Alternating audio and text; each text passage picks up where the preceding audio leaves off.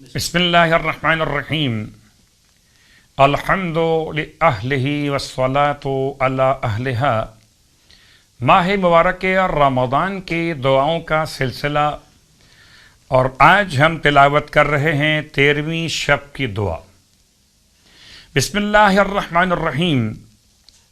یا جبار السماوات و جبار الارضین وَيَا مَن لَهُ مَلَكُوتُ السَّمَاوَاتِ وَمَلَكُوتُ الْأَرْضِينَ وَغَفَّارُ الذُّنُوبِ وَالسَّمِيعُ الْعَلِيمُ الْغَفُورُ الْحَلِيمُ الرَّحِيمُ الصَّمَدُ الْفَرْدُ الَّذِي لَا شَبِيهَ لَكَ وَلَا وَلِيٌّ لَكَ أَنْتَ الْعَلِيُّ الْأَعْلَى وَالْقَدِيرُ الْقَادِرُ وأنت التواب الرحيم أسألك أن تصلي على محمد وآله وأن تغفر لي وترحمني إنك أنت أرحم الراحمين۔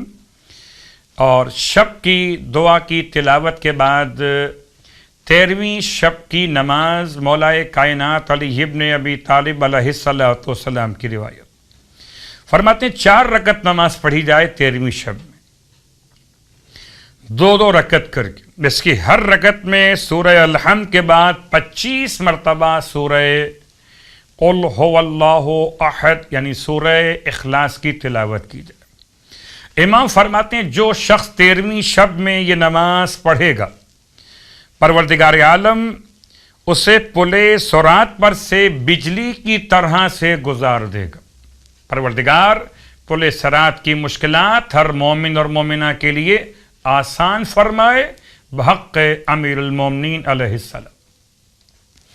اور اب آنے والے دن کے روزے کا ثواب، یعنی کہ 13ویں دن کے روزے کے ثواب میں پروردگار عالم کیا عطا فرمائے گا؟ اللہ کے حبیب صلی اللہ علیہ وآلہ وسلم ارشاد فرماتے ہیں، اور 13ویں دن پروردگار عالم اہل مکہ اور مدینہ کی عبادت کے مثل تمہیں ثواب عطا کرے گا، اور تمہیں مکہ اور مدینہ کے درمیان ہر پتھر اور مٹی کی تعداد میں شفاعت کا اختیار عطا فرمائے۔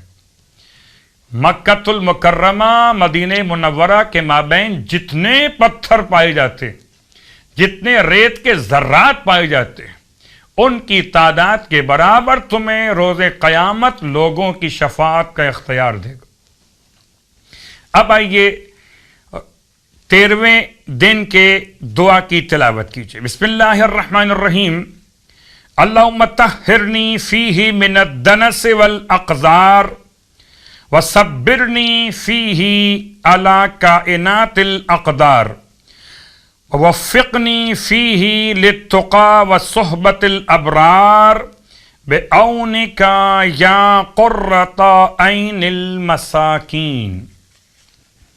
اس دعا کی تلاوت کے ساتھ آج آپ کی خدمت میں جو نماز بیان کی جا رہی ہے، یہ نماز رفع اندوہ، یعنی کہ پریشانیوں کے دور کرنے کی نماز۔ یہ نماز امام سید سجاد علیہ السلام کے نام سے بھی منسوب ہے۔ روایت ہے کہ اگر کوئی پریشانی اور مشکلات چوتھے امام کے لیے پیش آتی تھی تو امام علیہ السلام وضو فرماتے تھے اور چھت پر جا کر 4 رکعت نماز ادا کرتے تھے۔ یعنی چھت کا مطلب اگر آپ کے یہاں ممکن نہ ہو تو آپ اپنے گھر کے صحن میں، ورنہ جہاں ممکن ہو یہ 4 رکعت نماز 2 رکعت کر کے نماز کی نیت نماز امام سجاد علیہ السلام برائے رفع اندوہ قربتاً الی اللہ۔ 2 رکعت پھر 2 رکعت۔